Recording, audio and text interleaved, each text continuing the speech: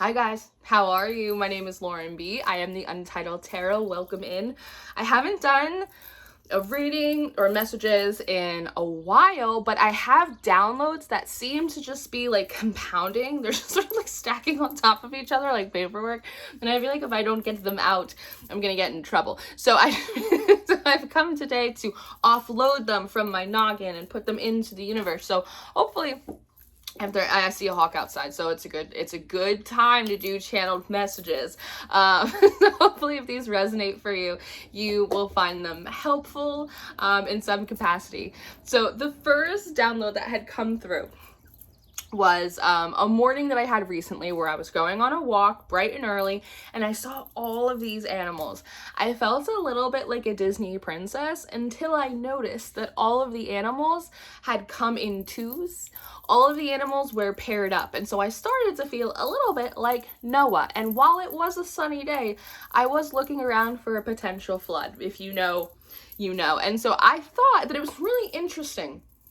And I'm seeing all of these animals in pairs of bunnies, pairs of birds, pairs of golden finches specifically, which is the state bird of New Jersey, pairs of cats, all of these pairs, right, indicating companionship, couples, relationships, while we're currently in the pre-shadow for Venus retrograde. Venus is retrograding from July 22nd until September 3rd, I believe. So that's like a pretty long stretch.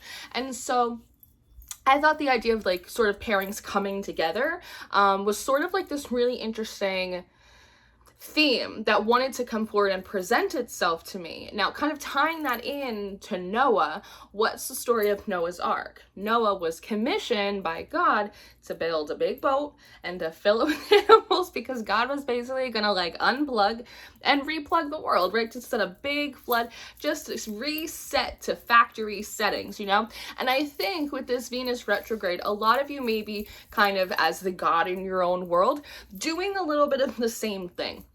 Floods, water, there is a sense of emotional cleansing and purging that is happening. And with that can be some storms, right? A little bit of a emotional turmoil can kind of come up as we purge and as we process some things. But there's sort of a feeling here that before you started your spiritual journey, before you started therapy, before you started healing, you had a lot of relationships. And in retrospect, you realize that some of them were kind of unhealthy or misaligned, or were relationships of convenience, or maybe borderline toxic. And there's a lot of distance made, right? You probably don't talk to a lot of those people. You don't hang out. It's like maybe there's still like a random mutual follow on Instagram or something, but it's like those people aren't in your life anymore. You're not in their lives.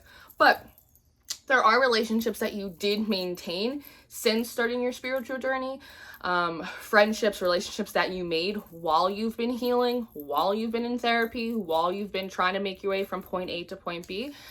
And it feels like in a lot of ways, some of those relationships are coming around for review. Relationships that are still left over from like before you started this cycle, relationships that you made sort of along the way, because there is sort of this collective pivot point, which is something that I do feel like I mentioned the last time, like a month or so ago when I did a reading for you guys, but there is sort of this collective pivot point that's happening.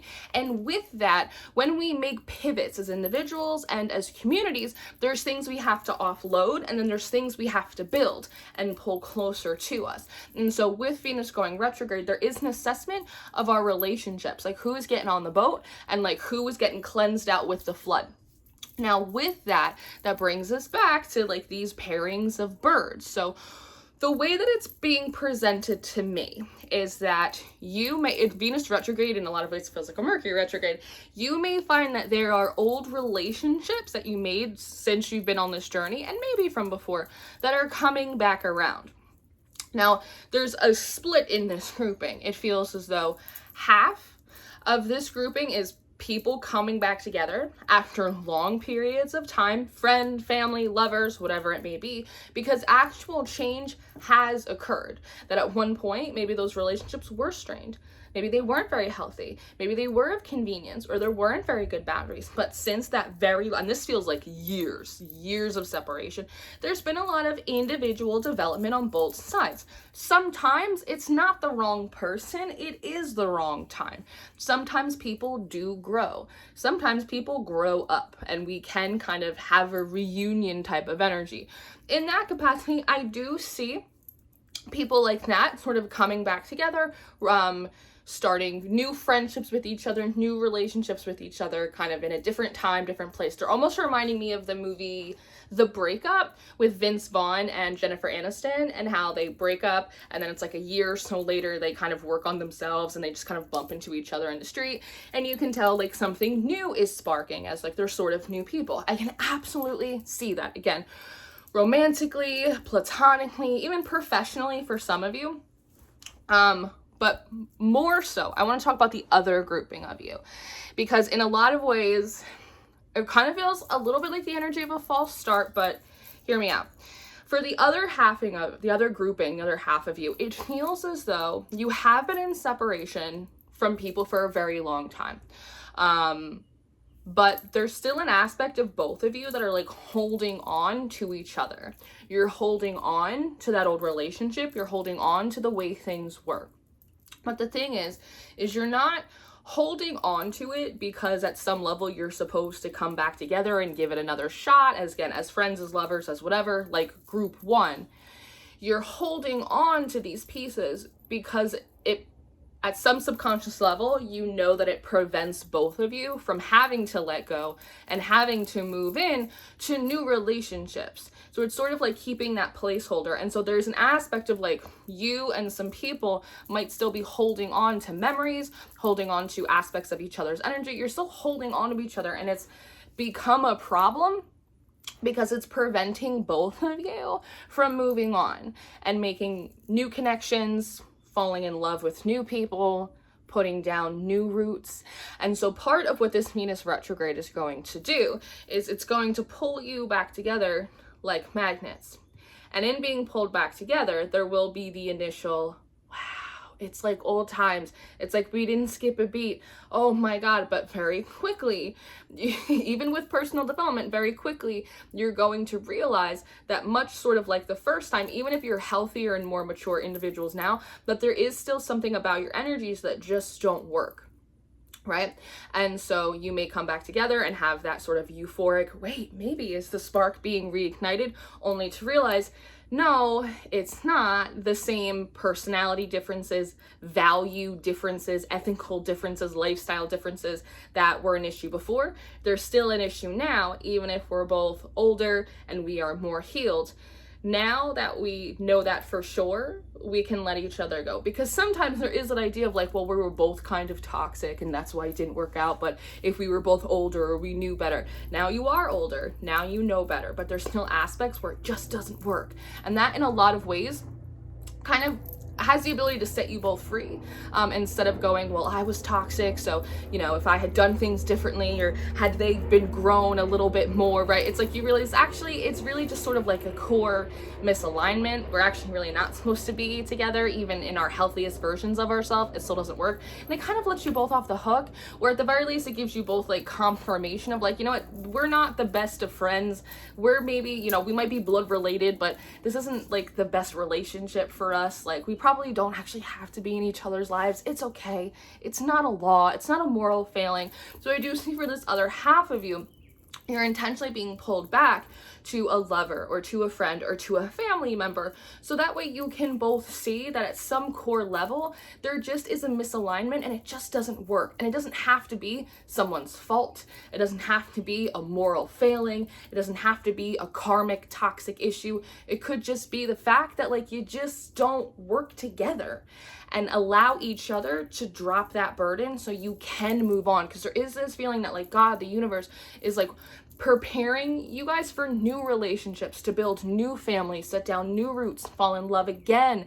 But it's like you can't do it while you're still holding on to like this little piece of possibility from the past. So with this group too, I do see this coming together, but I see it being relatively gentle. I don't see it being like this huge karmic toxic turmoil type of thing. It's just the like, hey, we're catching up. Oh, this no doesn't work. That's okay. And so I just think from, I don't know, like a energetic, like cosmic level, like how the divine sort of moves pieces around the board. Like I think that's really interesting, right? And sometimes that happens. And it's like I'm gonna give my ex another chance, and it becomes this huge shit show, and you're like, I should have never done that, I should have learned the first time. It's kind of one of those situations, but it feels like it's like the healthiest embodiment of like, oh, we just gotta let this go now. Like, I'm not gonna marry the person from my high school that still follows me on Instagram. Like, it's just not gonna happen. It's okay. You know what I mean? It's okay. Just because we're blood related, it doesn't mean that we have to be friends. Like, it's all right. It's okay, right? Because again, just like in Noah's Ark, God sort of just like unplugging and replugging the world as we as a collective and as you as an individual hit sort of like this pivot point, you have the opportunity to like reset a lot of things, to look at, and Venus retrograde is going to help you do that, to look at your relationship with yourself and ask like, is this sustainable? Like, am I loving myself right? Like, do I want to live with the way I treat myself for the next 5, 10, 15, 20, 30 years? Or like, should I start making some adjustments in like my own self-treatment?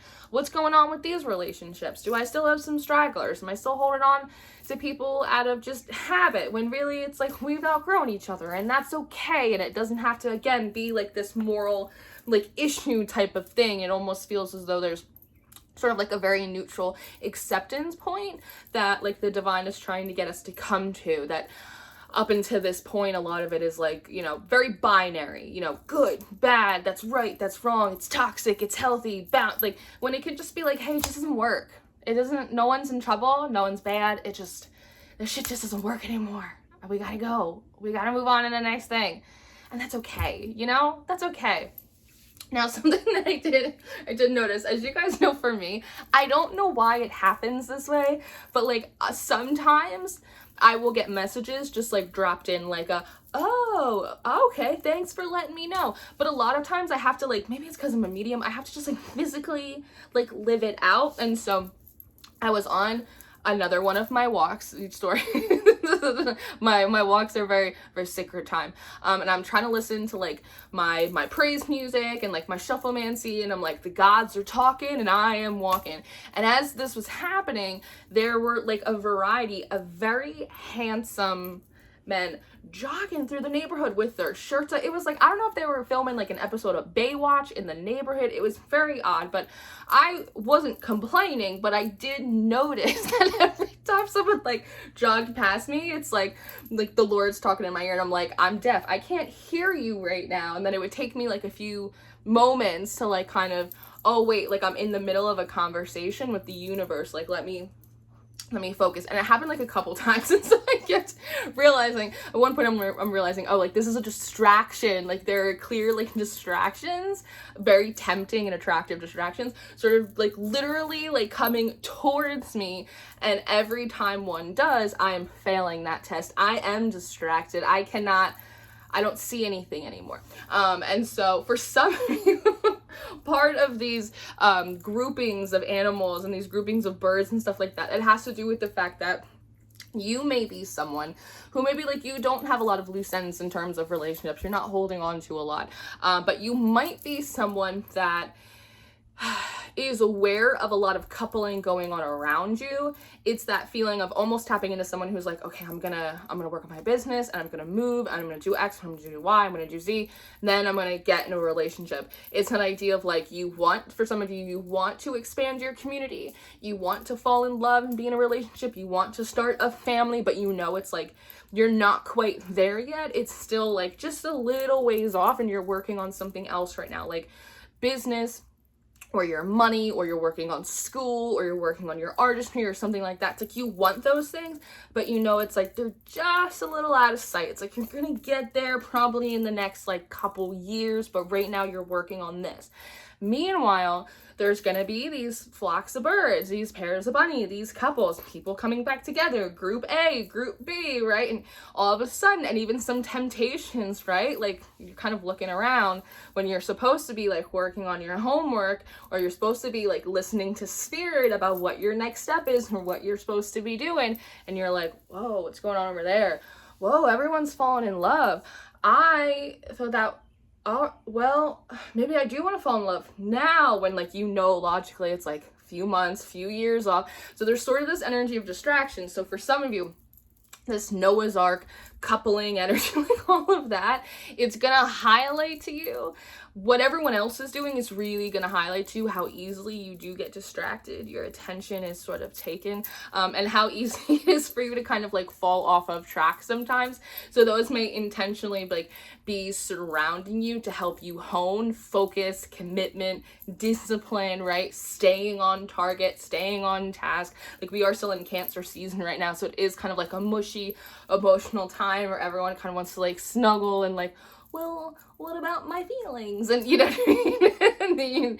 Meanwhile, God's like, we're working on your anger issues right now. Like, can you please finish your walk? You know, that's a whole sermon right there. Finish your walk. And so eventually, as I was continuing on my walk, I saw someone come and I was like, listen, nose to the grindstone. I'm gonna focus on what it is that I gotta do. So for a lot of you, like that flood coming in, that big cleansing, it has to do with cleansing you of distractions, ways that you're easily triggered, or things that are very easily kind of like pull you off course, pull you out of your focus. So you're learning like a greater sense of determination for like you as an individual, right? And in a lot of ways, that cleansing also has to do, it's because it almost feels as though some of these distractions will keep you on old cycles. They're intended to tempt you out of focus, so that way you don't finish your walk, you don't finish your class, you don't finish that project, right? And so they come forward as sort of like a test to see how committed you are to like crossing the finish line, right? Also, your ability to like prioritize. So that flood coming in is also sort of cleansing out any of those old cycles or those bad habits, a lot of that like devil energy, the stuff that easily ensnares you and like kind of keeps you where you are. Because sometimes it's that moment when you want to regress, but instead you push forward. It's the moment when you want to give up, but you decide to keep going. It's the moment when distractions are high, warfare is higher, and you are more diligent. You are more committed. Like, even if usually it's not pretty when you have to be that committed and that diligent and that focused, right? There's a lot of, and then you have to kind of keep going, but that's all right, you know? In a lot of ways, that's the difference between the people that make it to the other side and the people that don't. The people that finish their walk and the people that don't. And there's nothing wrong, right? It's like no one's holding you to it, but it's sort of like, these are the things that you said you wanted to do. You said you wanted to finish school. You said you wanted to start a business. You said you wanted to work on your health. You said you wanted to work on your healing. You said you wanted to grow your gifts, right? And the universe has conspired in a lot of suspicious ways, but alas, conspired to kind of bring those things into form for you. And now, sometimes those distractions, they really kick up like right when you're about to hit like your last lap. So keep that in mind. For those of you that know, like, it's not my season necessarily for romance or for hyper socialization. It's not necessarily my season with my family or my season of like being out and about. Like, this is my season of work. It's my season of focus. It's my season of progress, right? For those of you, just be mindful that, like, again, there's gonna be a lot of kissy faces around you. There's gonna be fights. There's gonna be just a lot of things, temptations, things that look delicious, and they're going to intentionally try and distract you. So pay attention, finish the walk, finish the conversation. Because something that has been coming through a lot in the last few days as well is accountability. I was putting this message, accountability, and I thought it was talking about in like some other like personal relationships. And I'm like, I always take accountability for X, Y, and Z. Like, I don't understand. That's not what I'm talking about. I'm talking about accountability like over here, right? And so in a lot of ways, I do think that there's sort of this too much emphasis put on the like accountability and again pointing fingers, blame, even self-deprecation when it comes to personal relationships, right? The steps and the missteps that we have made, other people have made. But in reality, like the level of accountability is wanting to be taken in other areas around finances, areas around education, areas around progress, around stability, around business, around all of these other things, right? And in a lot of ways, recognizing that aligning yourself with maybe not the right people, not properly listening to spirit, not taking the time to slow down, to meditate, to get the clarity and the instructions that you need, allowing yourself to be distracted, not fully committing, and remember, commitment isn't perfect. It's not 110% every day. It's just like allowing yourself humanity, but also making sure that you're staying on course, that consistency, that focus, all of finishing your walk, finishing your work, pacing yourself, all of that stuff, like in that areas, it feels like there's a lot of struggle. And again, there's a lot of grace for the humanity of that struggle, but there is a lot of struggle and definitely need to take accountability in that way. Whether one, accountability in your relationships, right? Especially for group one who are coming back together out of a lot of personal development, recognizing, yeah, like we both needed to take accountability for ourselves and improve as individuals. Great. But also needing to take accountability on the other half, right? With school and the promises that you made to yourself. Is there another one? Oh, and then I have another download that coming through. And that's also with accountability is holding yourself accountable, keeping your promises to yourself. Because when you don't keep your promises, because there's sort of a feeling here of like, there's a shift in the collective narrative about, for a lot of you, starting this journey and feeling as though like you made a promise to God or like you had a deal with the universe, and instead sort of shifting that to taking accountability from the promises that you made to yourself. Not to the world, not to the collective, not to God, but just to you, right? Just the promises that you made to yourself about who you are, who you want to be, and what you want to do, and also allowing yourself to change that if and when that is necessary and appropriate for you, right?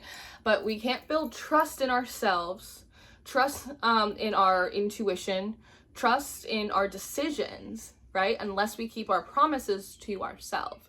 If you had someone in your life who constantly said, I'm going to do this, I'm going to do that, I'm going to do the other thing, I'm going to show up, I'm going to try my best, I'm going to finish the job that you hired me for, and then they consistently showed up late and they weren't invested, and like sometimes the effort was there and sometimes it wasn't, and like you would probably like still like the person or care about them, but you wouldn't trust them, right? Like you wouldn't assign them any more work.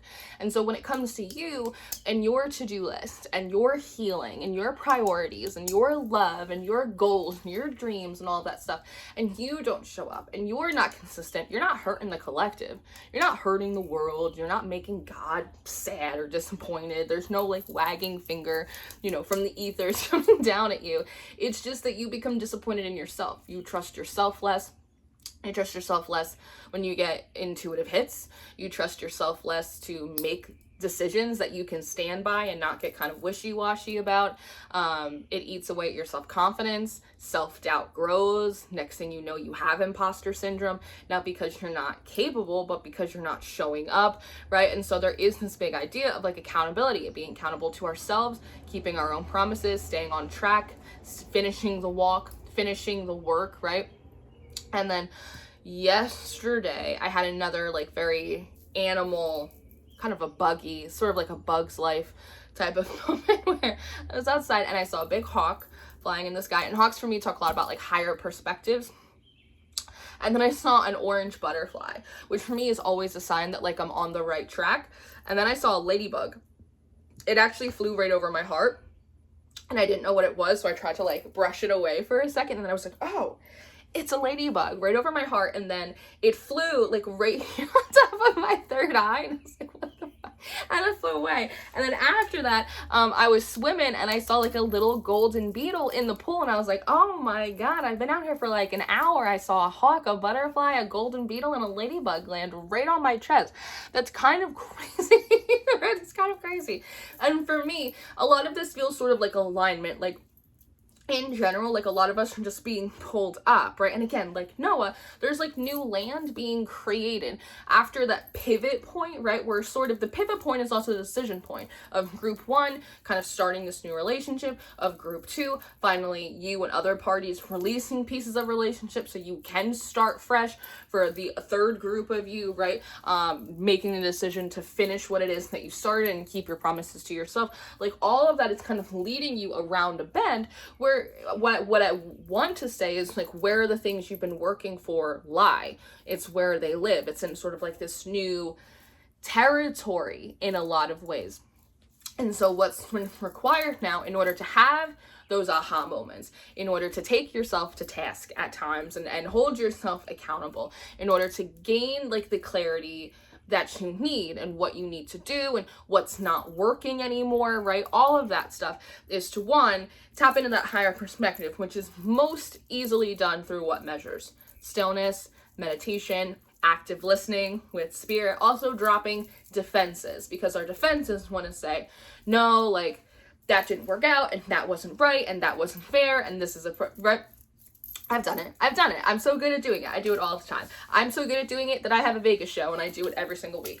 But you know, it's taking that higher perspective of the hawk, which is also an apex predator, right? So it's the idea of coming into a state of empowerment, going like, you know what, I'm going to make these decisions. I'm going to think about this logically. I'm going to practice healthy detachment so that way I can get a higher perspective.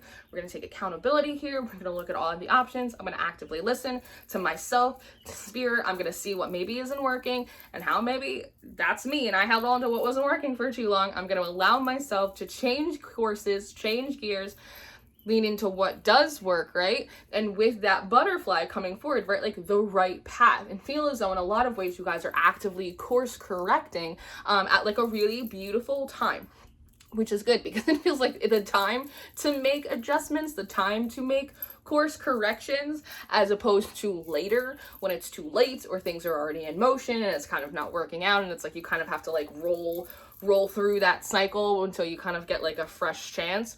And then with the ladybug, right, like laying, it's a symbol of luck, laying on the heart, laying on the third eye, now is like a really prosperous time, right, for love, for the expansion of the emotional body, for emotional cleansing, for resetting sort of like the energetic centers that you have within your body, like your chakra system, right? Especially with the laying on the forehead, this is a beautiful time to connect back to your intuition, listen to your higher self. They're also saying that the voice of your higher self has matured as of late, and so you may not immediately recognize it because it may sound a little bit different because they're sort of showing me a volume dial that you turn the volume down on it for a while, which is fine. There's nothing wrong with that. But your higher self is getting louder, right? Your intuition is coming in clear. Your clair is also, because they're showing me like Q-tips. Don't put Q-tips in your ears, but like the like squeaky clean in between the ears, you know? So your ability to hear and see and discern and feel and know all of those clair senses are going to come in really heightened right now to help you tap into that higher perspective. Explore that place of neutrality where you can let things go without blame and a lot more ease, and make those course corrections and have those, that's where I was going wrong, with like a sense of humor and all of that to kind of, again, create that necessary pivot so you can get over the hump, get around the curve. And then with that golden beetle, which has always been sort of an emblem of magic.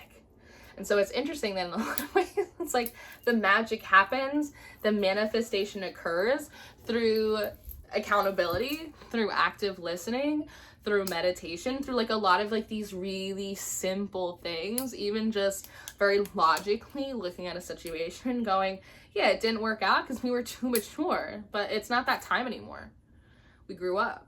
And also looking at situations and going, listen, we don't gotta keep dragging this dead horse around. It's okay. I free you. And I free myself. Like, go in grace.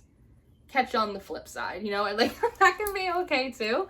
So like I said, these downloads, they might not be for everyone, but they've definitely been like piling up over the last few days, and like I just had to get them out. I'm in a phase right now where I am mostly active on TikTok, like pretty much every day. I'm doing a lot of like tarot education and tarot tools and tarot games and all of that stuff to sort of like help you help yourself.